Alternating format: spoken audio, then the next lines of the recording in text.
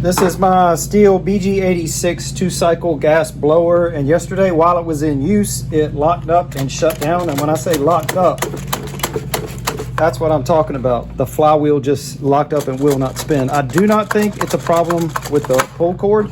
I think I know what the problem is based on a video that I watched last night, because when this happened, I went straight to where you are now. I went to YouTube and I found a video that showed that there are 3 screws on this BG 86 model. There are 3 screws on the back side of the flywheel. And if they vibrate so much that the screw head backs out enough to hit the flywheel, then it hits the flywheel and the flywheel stops. So I think that's the problem that I have. And now when I pull this cover off a little bit, we'll find out right away if it's a problem with the pull cord. Right now, that's as far as it goes. If I pull it out far enough to clear the flywheel, now the pull cord's good. So it's not an issue with the pull cord.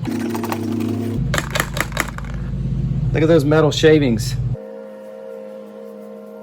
I think the problem I just described is what I'm gonna have. I've just gotta find the screw that has backed out. Hopefully that's the problem, because it'll be an easy fix.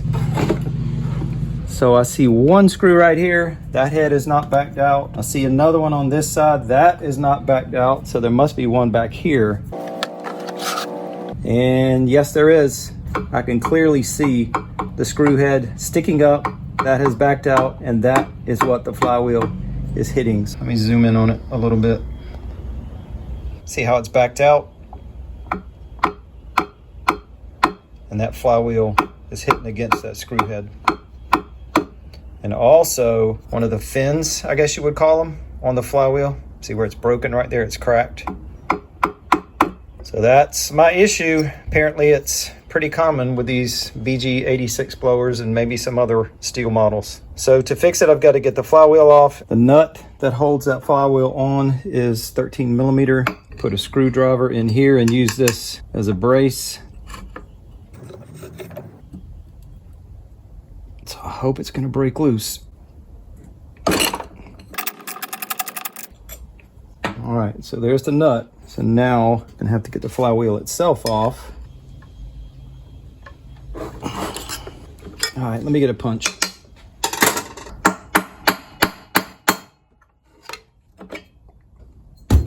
So here is the screw that was causing the problems, but I want to go back over what I just did, because I just realized my hand was kind of blocking you. So I'm going to put the flywheel back on, and I had the punch right here in the center of that stud coming up. It's recessed so you can fit the punch right in the center. And that is what I was hitting down on as I was prying up on the flywheel with a screwdriver. So prying up and hitting down on that punch, that is what freed it up.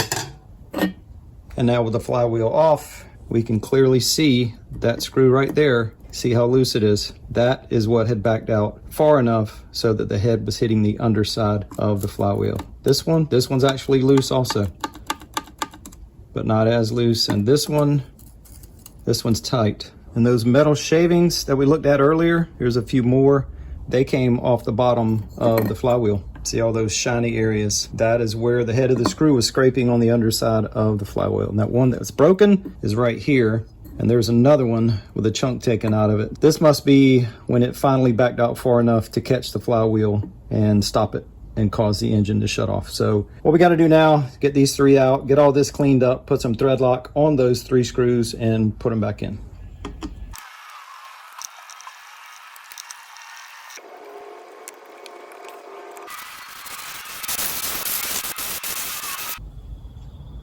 And now on the threads of those T27 screws, I'm going to put some blue thread lock.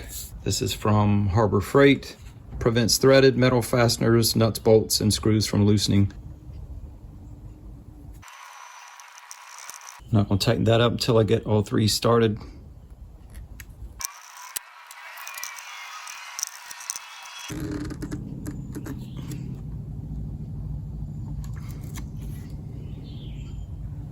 And now on the flywheel, there's a little raised section right there, and that slides down into the cutout on this stud sticking up on that shaft. So you just line those up. Now the 13 millimeter nut. Once again, I'm going to use this piece sticking up as a brace This is probably not the best way to do this because you do run the risk of breaking off one of those fins. I'm sure there's a special tool made for this.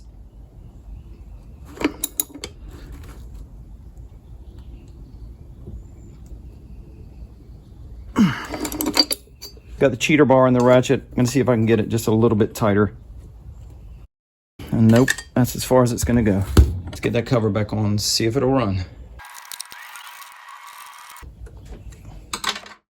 24 hours later, the next afternoon, I waited that long because on the back of the thread lock, it says it cures to full strength in 24 hours. So I did wait a full day.